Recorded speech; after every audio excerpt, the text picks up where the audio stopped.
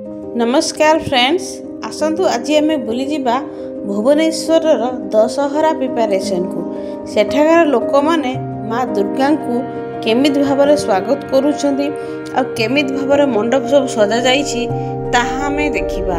चलतु बुली जावा। यहाँ हूँ चकी सियाणी पूजा मंडप। ये विराट बड़ सिल्वर कलर पूजा मंडप कर देखी लगुला सते जमी लक्ष्मी माँ राजमहल। तापरे आमे चलिलु रसुलगढ़ पूजा मंडप पाख। एठाकार एक बड़ पहाड़ उपरे मंडपटी होइतिला। ता उपरे जंगल और विभिन्न प्रकार पशुपक्षी मानकर मूर्ति तैयारी होइतिला। दूररु एयर व्यू एते सुंदर थिला जे कहिबाकू न सरे। भीतरटा पूरा गुंफा परी होइतिला, बहुत आकर्षणीय थिला। तापरे जाहि आमे पहुँचिलु बम्मी खाल पूजा मंडप पाखरे। एठाकार काम एपर्यंत सरी नथिला। एठी तीनोटी बड़ मयूर मंडप उपरे तैयारी कर जायतिला। तार व्यू दूररु बहुत सुंदर थिला। तापरे जाहि पहुँचिलु आमे झाड़पड़ा पूजा मंडप पाखरे। एथर सेठी गोटाए नुह दुईटी मंडप तैयारी कर जायतिला, जहा बहुत सुंदर थिला।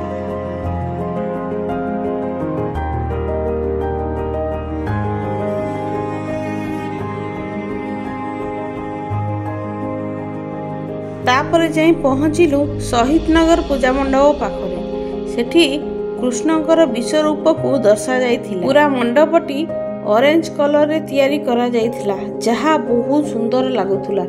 दूररु तार व्यू कहिले न सरे, देखिले आपण जानि परिबे।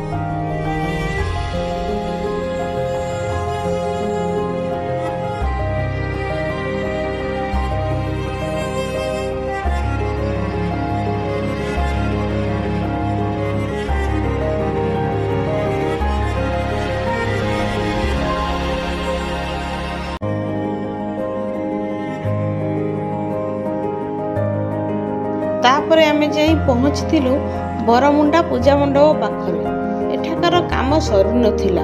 कारीगरी माने जो सहरे लागी पड़िथिले केमिति जल्दी जल्दी काम सारिबाकू।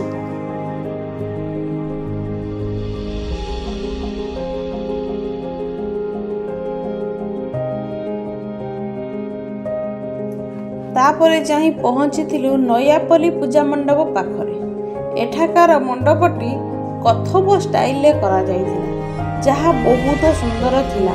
भारतीय नाटकीय रूप को दर्शा जाइथिला। मते तो सबुठार एही जगहटी बहुत सुंदर लागिला।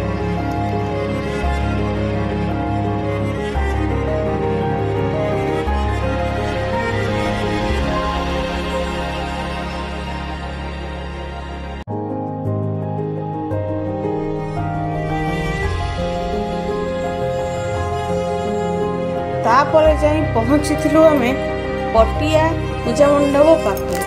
एठाकार व्यू एते मनमोहित थिला जे आपण देखिले देखिकी रहिजिबे।